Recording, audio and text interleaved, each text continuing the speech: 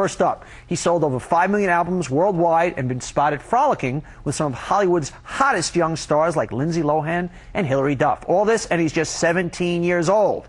He's singer Aaron Carter, younger brother to former Backstreet Boy Nick Carter, and he joins me tonight in the house. Aaron, welcome, sir. How you doing? It's good to be you, huh? Hey, oh, it's crazy. Now, you had more albums at a young age than anybody in the history of music. You opened for Britney Spears. You've already sold 5 million albums. You were dating, you've dated Paris, you've dated Lindsay. How do you keep your feet on the ground, man?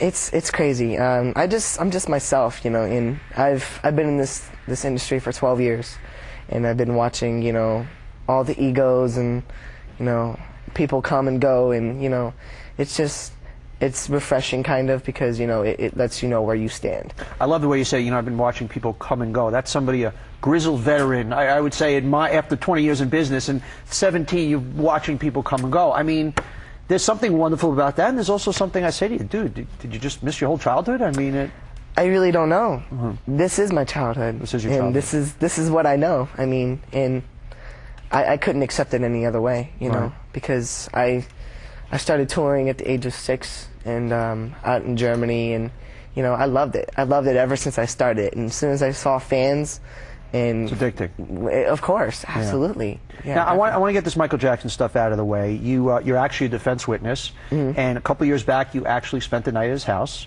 And tell me about that. We just hung out, and I actually hung out with him and Chris Tucker, and we went four-wheeling all night till like 5, 6 in the morning. And then I actually had to leave and go into the studio. So you were 15 years old, though. You spent the night. Did your mom at the time have any issue with you having sleeping at Michael, or certainly being at No, absolutely not. No, it wasn't. It's not like that. I mean, everybody, of course, there's a whole bunch of allegations that are being made, but I mean, people can think what they want, but if you don't really know, then you really don't have any say in the matter. And I know him personally, and I know what he has to deal with. I've talked to him about it. I asked him myself, and you know, I was curious about it too. Don't get me wrong, I wasn't gonna stay there without knowing. Yeah. And you know. So before you went there to sleep over, you asked, you said, Michael, hey man, there's all this stuff out there. Of course. And what did he say? And he's just like, you know, Aaron, it's just that's just what I've been dealing with, you know, my whole life. And you know, you deal with certain situations as well as I do. And you know, there's just ways to handle them, and right now it's just harder for him, you know, because everybody's attacking him, and you know, it really sucks. It really sucks for him. But I mean, he's got so many people there for him, and so much support from, you know, numerous amount of people. So, and I know what kind of person he is, and I know that it never would ever go to that. If by some chance in the trial it came out that there was irrefutable evidence that showed, because once again it didn't happen with you, that showed there were inappropriate things with young boys, what would you say to him then? How would you feel? I would still not believe it.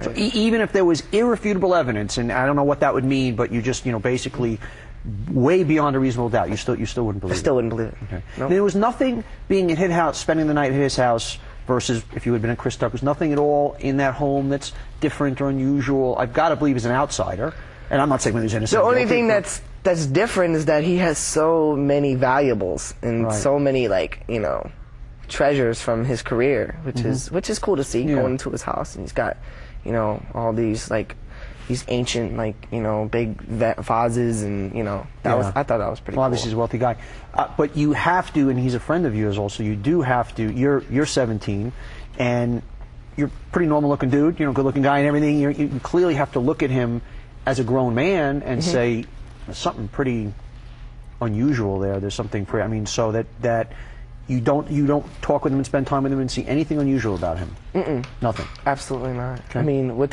and it's not like, you know, I spent every single day with him, so I got to, but within the time that I knew him and his friends, you know, he's just cool. He's just a cool person. He's just a regular dude. So. I had read somewhere that he'd given you a $300,000 Bentley. Is that true? Yeah, he was going to before all this stuff happened. And that's kind of okay. You're not he was going to give it to me for my birthday. I was a little. Do you find that a little strange? Absolutely. Okay. And when he was going to give you that gift, what was he? Did he say, "I'm doing"? Well, actually, he had 5 Bentleys that before I went and stayed at his house that a whole bunch of artists signed for. We did a song called "What More Can I Give" for a charity that he did, and a whole bunch of people were signing inside the car on the roof, and you know, I actually, you know, when I went to his house, I was like, oh, I remember this car, and he was like, so I'll give it to you. No, I was like, well, I don't want it. Didn't after you go, your mother, your sister, they had some real concerns about drugs or inappropriate things? Mm-hmm. Where did that come from? That just came from the fact that, you know, with my career, you know, my mom, of course, everybody knows that I had to fire her, and I hate saying that, but that's what it came down to, and it came down to either keeping that situation or changing my career, which of course I have to move on. And you know, my sister Leslie, she paired up with my mom, and my mom didn't like the fact that I moved with my father, and because of course they were divorcing over this situation, and I just really didn't want to be around her. Now you use the words, not often you hear somebody say, I fired my mom. That's kind of an unusual situation to be in. Why'd you fire her? Because she stole like from me. Did you ask her? Say, Ma, how did you steal money? How did you take money from me? Of course. What'd she say? She denies it, of course. Still denies it? Of course, absolutely. But, you know, it's okay because, you know, after all is said and done, you know, I went to her personally and I said, hey, you know what? You know, we're family, you know. Who cares about the business? Okay, good for you, man. You know what? Good because for you. I want to... A lot of families are ruined over business. Yeah, absolutely. And it's kind of like I have 3 big families now. Okay. I want to move to some lighter subjects, and, you know, obviously you're linked with Paris Hilton, Lindsay Lohan. Help me out here, because I'm just reading all the magazines. You know, I'm just a middle-aged guy. You know, I'm already boring. Sure. Is that stuff made up? Is it true? Is it... Give me the inside on that stuff. Well, with Lindsay and Hillary, and I just know Paris through my brother. Okay. Of course, everybody knows that. And, you know, of course, nothing... My brother didn't touch her. Nothing like that happened. I was there all the time. So all those allegations about him hitting false, her. man. Okay. My brother would never do that. Okay. So, but I want to go back to you and Lindsay and Brittany. So come on, it's not about your brother. Anyway, well, so Hillary and Lindsay, I started dating Hillary on my 13th birthday. She came to my What does that mean, you're dating Hillary on your 13th birthday? I don't know how kids date. What does that mean? Then. I'm curious. That's what I mean. What does that mean? You're dating Hillary. You're 13. She's 11 or 12, whatever it is, or 14, whatever. No, she's the same age. Same age. You're both 13. 2 months older than me. Okay. What does that mean that you're dating? Does it mean you're friends? No, we kiss and we hug, and we hold hands and go to the movies. Okay. You know, typical thing. You know, ask a stupid question. Come on, get a stupid answer. Okay. What did you ever date anybody when you were 14? I didn't use the word date. That was before the term hook going up. out.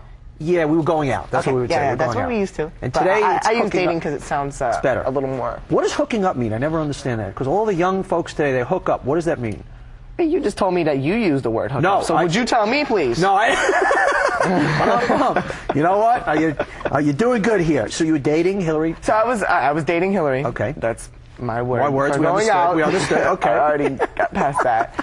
And I was actually dating her for like a year and a half. Okay. And then I just got a little bored. Okay. So I went and I started getting to know Lindsay. Now you were saying getting to know Lindsay. What does that mean? Dating Lindsay. Dating. More hugging and kissing. Okay. And you know, and then I didn't want to do that anymore. Right. So I got back with Hillary. Okay. And then I ended up cheating on Hillary with her best friend. Oh, that's everybody's going hiss boo. Well, that's not good. How did that happen? That's not a good thing. And then all her best guy friends told her the next day. Why'd you cheat with her best friend? That's kind of low rent. Come on, man. I mean, that's just it is. I mean, you know, we gotta call it like it is. I mean, the best friend. That's bad stuff. That's nothing to smile about. No, it's not. How did that happen? How did that happen? I don't know. What do you mean you don't know? She wasn't even that good looking either. Well, then you're dumb, my brother. What? I mean, Hillary Duff, adorable, the best friend. That's bad stuff. You know, that's bad stuff. She really got her heart broken from me. Okay. And you know, I'm sorry for that. You know? Okay. And you know, I'm actually in kind of a relationship right now. Who are you with? with a girl named Brittany. She's my dancer. You know, I want you to stick around. We've got your manager, Mr. Perlman, coming out, who created the Backstreet Boys, who created NSYNC, who you've had your falling out with, and now you're back together. And he's been the mastermind behind a lot of this whole boy band concept. A fascinating guy. We're going to bring him out. You stick around, okay? All right. All right, man. Absolutely. No more. We'll talk about hooking up and all that stuff off camera. We've got more with Luke Perlman, and Mr. Aaron Carter's going to stay with us. Don't go anywhere. You're a cool dude. Saturday night, yeah, we're gonna have a party. Everywhere I go, somebody I know.